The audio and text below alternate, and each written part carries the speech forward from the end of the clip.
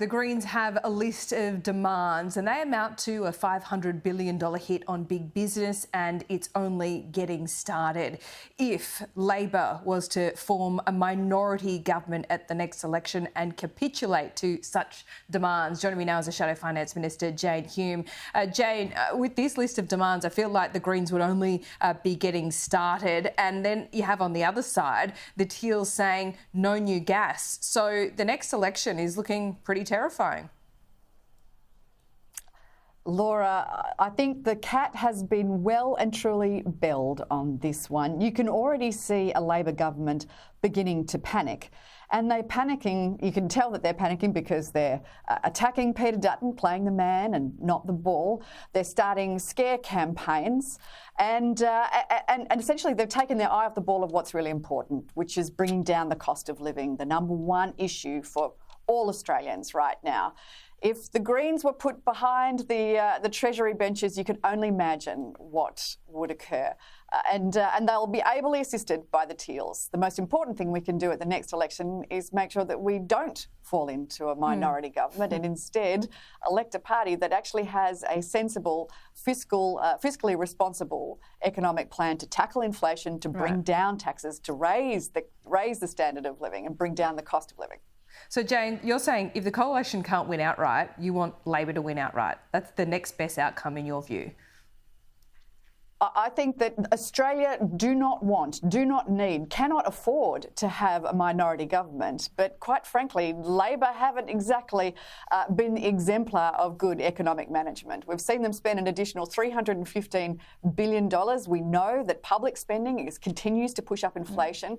We have some of the most persistent inflation in all advanced economies around the world. They've taken their eye off the ball and failed to tackle the most important issue, which is the cost of living. And instead, they're distracted by just about anything else, including their electoral prospects. Well, looking at these university caps as well, which the coalition, I might say, has a similar policy of its own, perhaps it would go even further. That is going to do nothing to help the cost of living, is it?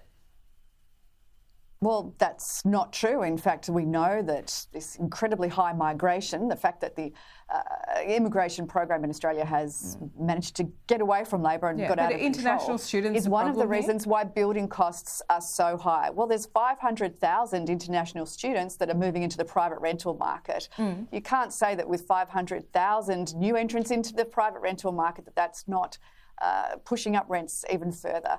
We do want to see caps on international students. However, we believe that negotiating individually with each university, depending on their individual needs, depending on the region, depending on their business model, is the way to go, rather than having a blanket formula that applies to everybody. I mean, in South Australia, for example, they have a 10% vacancy rate in the student accommodation market. They have these caps as well. That doesn't make sense.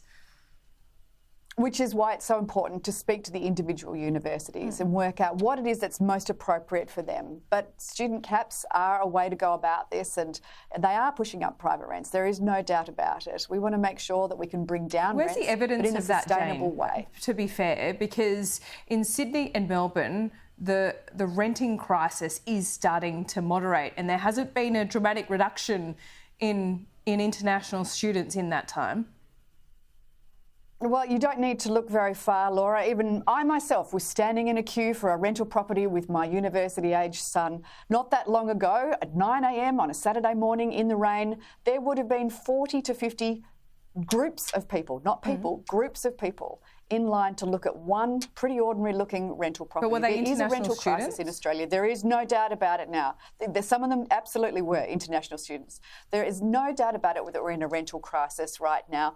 Obviously, we want to make sure that we can add to the building stock through building supply. There's much more work that needs to be done in that space. But in the meantime, a reduction that is targeted specifically to the area, specifically to the university, in international student caps is an appropriate way to go. But, I mean, your side of politics and Labor bang on about productivity. This is a productivity measure as well. Universities don't get international students. They're high paying. That means less money goes into R&D, and that is the pipeline of our workforce going into those critical skills industries. I mean, it seems like a blunt instrument from you, and the coalition hasn't offered up any kind of way for these universities to fill that funding gap?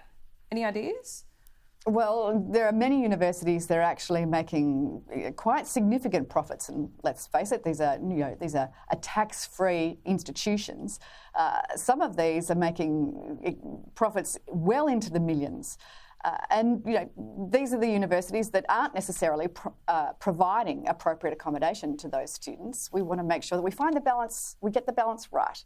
And it's a university by university approach. We want to make sure that our regional universities, for instance, can attract more international students, that they can fill those skills gaps that they need within their local economies. But it's about tackling it individually rather than having what you're calling that blunt approach, a one-size-fits-all approach, and that's the way the Labor government have decided to tackle this. Okay, look forward to those details, Jane. We'll speak soon. See you, Laura.